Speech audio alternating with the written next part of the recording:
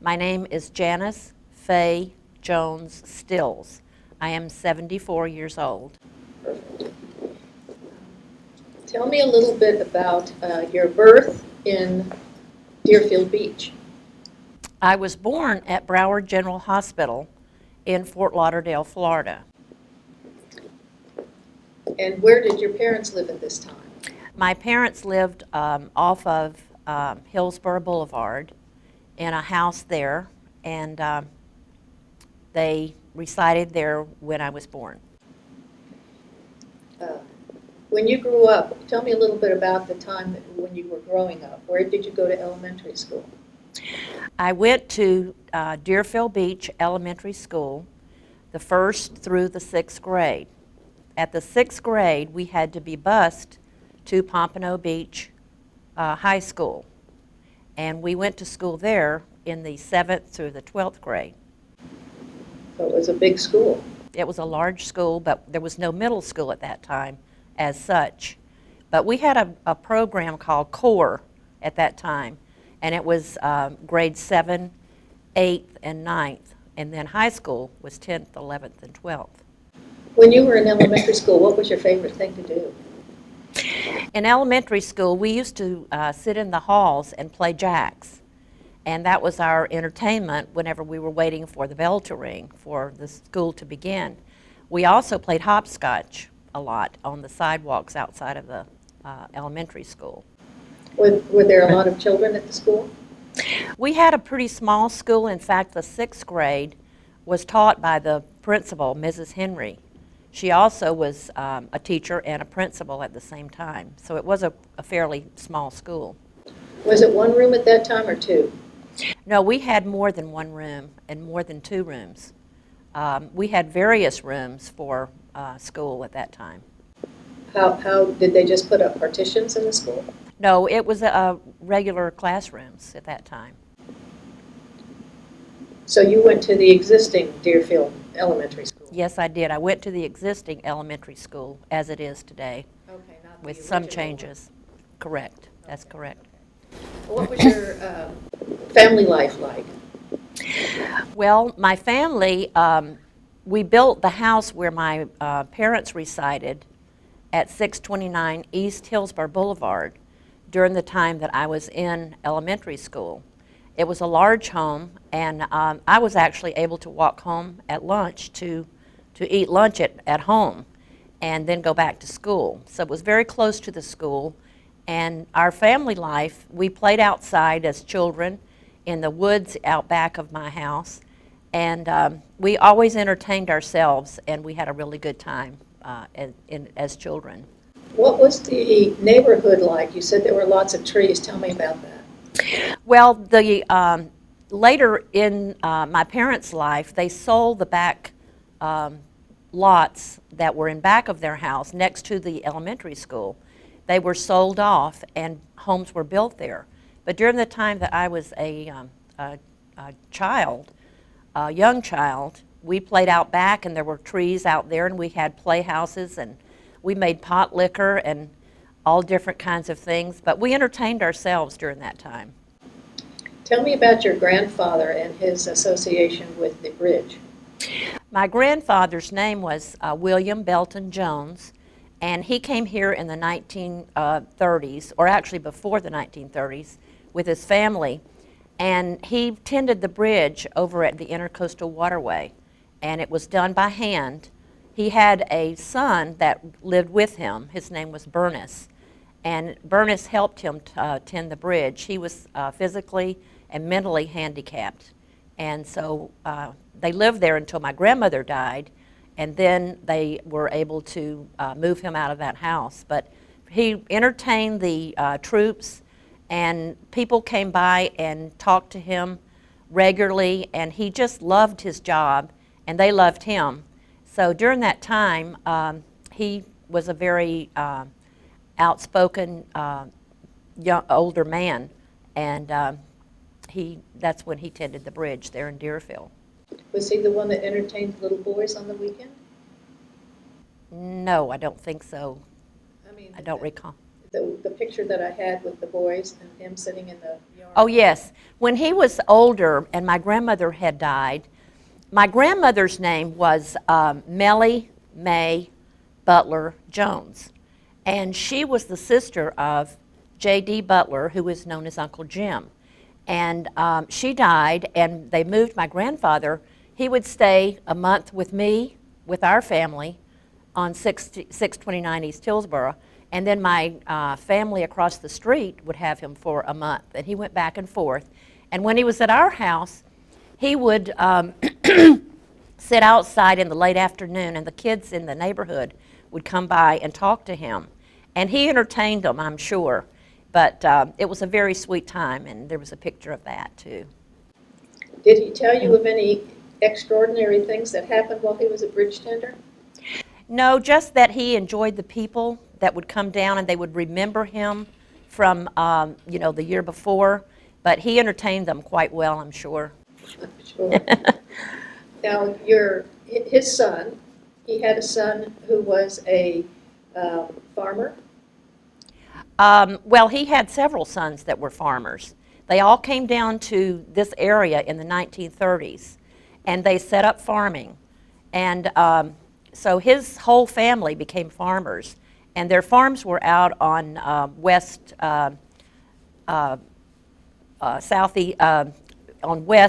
Stop, just do that again. Okay. Their farms were out west of Deerfield. Do you know where exactly? Well, they were out on the highway out there that is, not sure. Off of Hillsborough? Yes, it's further out west than that, and it's off of Lyons or no, it's further out than that. 441? Yes, off of 441. Later, the farms were sold, but they all farmed out there, and my father and my uncle Alvin farmed together for many years.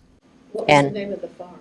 My father's farm name was G.E. Jones Farms. He farmed mostly beans, but later on he got into tomato farming, and that's when he was kind of forced out of the business, and he no longer farmed then. Did some of the blacks that lived in the Deerfield at that time, were they pickers on the farm? Yes, they were. There were blacks that were pickers on the farm, and my father housed them in a labor camp out west of Deerfield, and they lived there, and he collected rent from them for many years after that, and he did that even after he retired from farming. Did you ever do any picking on the farms? We would go out there as children and do some picking on the farms, and we would ride the bean trucks, and we would have a good time and spend the whole day out there. Did you ever play with the children of the bean pickers? No, I don't think we actually ever did, because most of the time they were busy picking and we were just playing. So no, I don't think we really did play with them at that time. Okay. Tell me what the atmosphere, as you were getting a little older, what was the atmosphere like in Deerfield? Deerfield was a small town when I was growing up, and everybody knew everybody, and we always used to kid that we all were related to each other. But as a kid, we would often walk uptown, as we called Deerfield, and we would get a Coke at Wright's Drug Store in the afternoons, vanilla Coke, and then we would walk home, and many times we would go by Uncle Jim and Aunt Alice's house, and they would be sitting out on their porch, and we would visit with them, and they thoroughly enjoyed children coming by and talking and visiting with them. So it was a small town. There were many stores uptown that were present at that time, and it was just an interesting mix of different businesses in Deerfield. You ready for the bell? Okay. You have ESP. You're right. Okay, we'll stop for a minute. Yeah. Sally, would you like some water? Yes. What I'm going to do, I'm going to leave this with Juan, and then he can just Give it show to me you when it's whoever it time. came from. That way, yeah, you'll. Okay, thank you. You're welcome. You have fun? I couldn't think of the name of that store. your relationship with the Butlers? Well, my grandmother, Mellie May, Oops, How we said it? Yeah, we're good. okay. my grandmother, Mellie May Butler Jones, was the sister of J.D. Butler and Emory Butler. And that is the connection between the Joneses and the Butlers. And who were they? The Butlers were, they were, well, it was actually my uncle. They were another farming family that came to Deerfield really before the 1930s. When my father's family came, they were already established here. And that's how my family got into and stayed in Deerfield, because of the Butlers. What was your, did you have any exciting experiences when you were a child in Deerfield? Well, the most exciting thing that we did when I was still in my elementary years and middle school and high school too, we in my church, First Baptist Church of Deerfield, would take the bus, and it was a school bus, and they would drive us to Lake Worth, Florida, to the roller skating rink there. And that was our entertainment. And then we did other things through the church also. We also I belonged to the 4-H club in Deerfield, and that's how I learned to sew. And then my mother also taught me some things about sewing also. So we did go to camp in the summer, like I went to 4-H camp, and we did things like that. But most of my activities were done through my church in Deerfield, First Baptist Church. Did you ever go to the beach? We did often go to the beach, and that was another form of entertainment. The beach was a lot different than it is today, but yes, it was a free thing, and it was a good form of entertainment for children. Was there a pier? The pier was there, but it was built much later than when we were going there, and the pavilion also. But at that time, it was just the beach, and not as it is today. Was it segregated? Was the beach segregated? The beach was segregated, yes, and it was just for whites in the section where we went, and there was segregation at that time. Where did the blacks go to the beach? I'm not sure that I know that. Okay. Was there a movie theater in Deerfield? At that time, we had to travel to Fort Lauderdale to the Gateway Theater there. And that still stands today, I understand. I'm not sure if it's still a theater, but I think it is. But yes, we had to travel all the way to Fort Lauderdale. When my husband, James, and I were dating in high school, we would often go to the movies in Fort Lauderdale. But there was also a drive-in theater in Deerfield.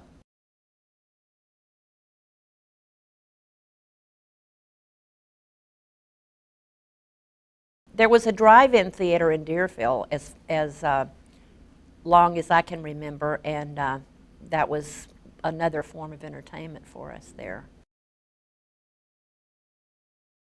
The drive-in theater, as I recall, it was off of Federal Highway, but I'm not sure exactly where the location is Okay. for that. Did you ever have any difficult times or negative experiences while you were in Deerfield when you were growing up? For me, as a child, it was just a happy time. And no, I did not have negative experiences because everybody knew everybody. And it was just a happy time. I don't remember anything that wasn't happy. Were your parents, did your father or his father serve in the military? No, my father did not serve in the military. They were farmers at that time. And they did not serve in the military. They were farming, busy farming. When you went to high school, what kind of memories do you have of the high school? The high school for us that had been bused to Deerfield was a big situation. And when you go there and you're just in the 7th grade, it's overwhelming.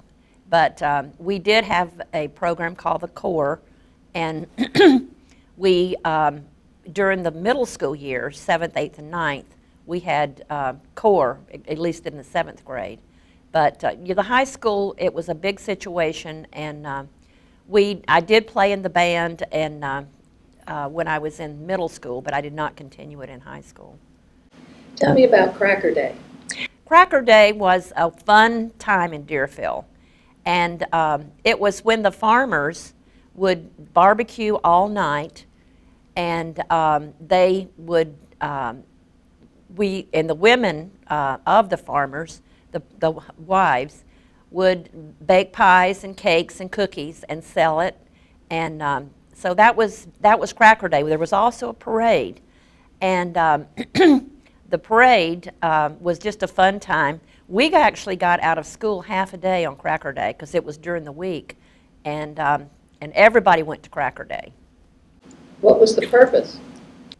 It was just a big annual get-together for the people of Deerfield, and there were activities and things for you to do. And cracker was a term that was really originally the Florida cowboys gave us the name of crackers when they used to whip their herds into place and scare away the gators. And that's how the term cracker got started. But in my day, we used the term cracker to refer to someone that was originally from Florida or from Georgia. Those were crackers. How has the Cracker Day evolved? Cracker Day now, as I understand it, is called Frontier Day, and it is still continued. We have it once a year in Deerfield, and there is a parade, and then there is activities and things to do over in Pioneer Park.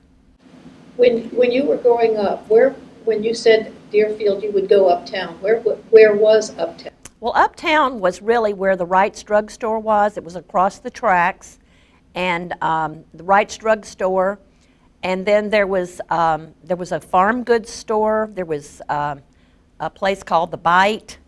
There was a service station. James Brown had a service station over there on that street. And then across the other way, on the east side of the railroad track, down that street, which is now Deerfield, there were other things like there was a record shop, there was a donut shop where you could buy a donut for 10 cents, and there was just a lot of other things that were part of Old Deerfield. We called it Uptown.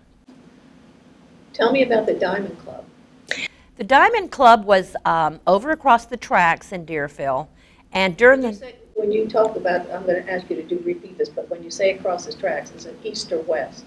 It's west of across the tracks, West Deerfield. Okay, so start over again. Tell me about the Diamond Club. Okay, the Diamond Club was west of the railroad tracks in Deerfield, and many times you could hear the loud playing of the music. 2 or 3 o'clock in the morning, you would still hear the Diamond Club going strong. What kind of a club was it?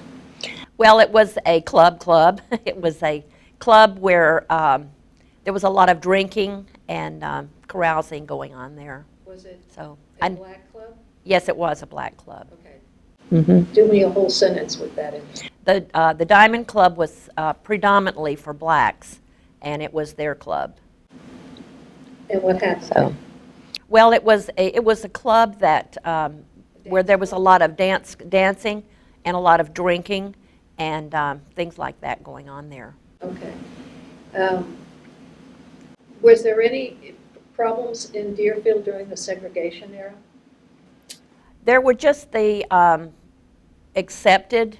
It wasn't really a problem in Deerfield, but the blacks had their section of town and the whites had their section of town, and it was accepted. So I don't think there was a problem.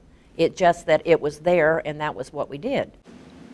It's a sign of the times. Mm-hmm. Okay. Sign of the times. Yes. Is there anything that you would like to, anything else that you would like to say, or any remembrances that you want to speak about? Did we cover everything that you and I? Well, everything about Deerfield, as I remember it, was just a fun time to grow up. And my faith in Jesus Christ was most important to me. And my church, the First Baptist Church of Deerfield, which I still belong to, provided many of our activities.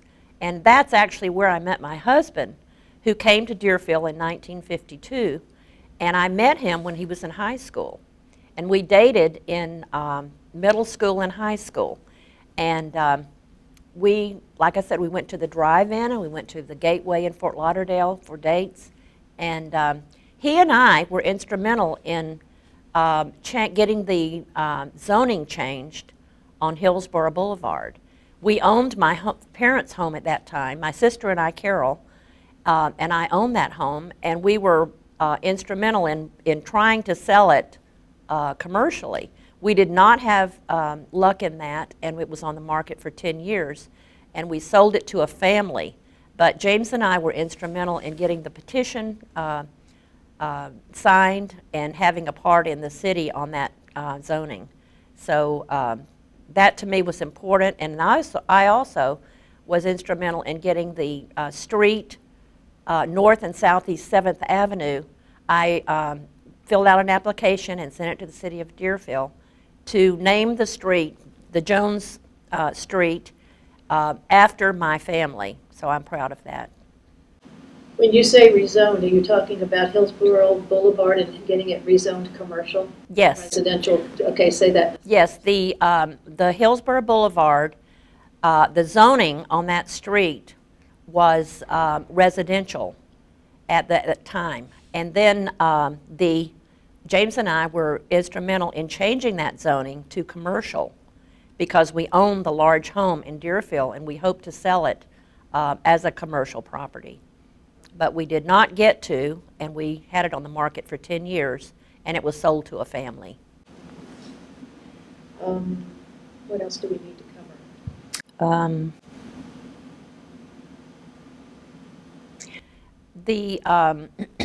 The men in Deerfield mostly belonged to the Lions Club, and that's where Cracker Day originally came from. The Lions Club would put on the Cracker Day activities, and the women belonged to the Auxiliary Club, and they were the women that made made pies and cakes and cookies and sold it at the barbecue in Deerfield.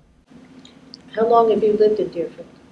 I have lived in Deerfield all my life, 74 years, except for 4 years when I went away to college, Carson Newman College in Jefferson City, Tennessee. My best friend and I, Sharon Bourne, went away to college together. And another young man from our church, Stephen Rowe, also went to Carson Newman College. We picked this college out because it was out of town and it was a Baptist college. And so that was part of my college years and days. And after you graduated, what was your occupation? After I graduated from college, I became a teacher at Broward County, in Broward County, and I worked for Broward County Schools for 2 years. I taught at Norcrest Elementary in Pompano Beach for those first 2 years. And then I retired and raised my family. I had 2 boys, Tim and Chris Stills. My older son is an electrical engineer in Atlanta, Georgia, and my younger son is working at the marina in Pompano. And I raised my family after those 2 years of teaching. And then I went back to teaching with Broward County Schools when they were in college. My older son, Tim, went to Georgia Tech in Atlanta. And I went back to teaching full-time at that time. And I taught at Royal Palm Elementary School in Fort Lauderdale, Florida. And then I went to Deerfield and taught at Deerfield Park Elementary for my last 3 years. I retired with 22 years in Broward County Schools. Is there anything else you would like to say about Deerfield and your experiences here? Deerfield was just a fun place to live in and to be grown up in. And it had memories that I'll never forget. We had a really good time, and it was just a very small town, but everybody knew everybody, and I loved it.